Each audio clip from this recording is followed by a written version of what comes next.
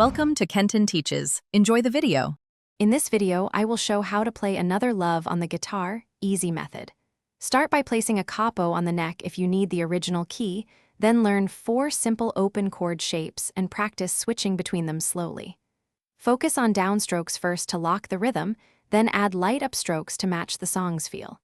Keep your wrist relaxed and count evenly while you play. Warm up with a metronome and pick a comfortable tempo to maintain steady timing.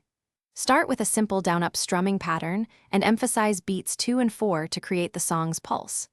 Once comfortable, introduce light palm muting and dynamic accents to mimic the recording's intensity without sacrificing clarity.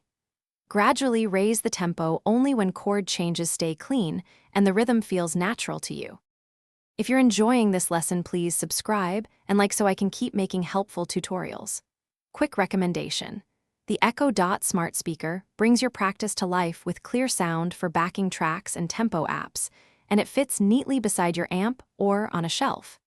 It's a handy studio companion for playing along and hearing details while you learn. Check the description for the link and other deals. Now let's get back to the video. Keep dynamics in mind by playing verses more softly and opening up in choruses to create contrast and emotion.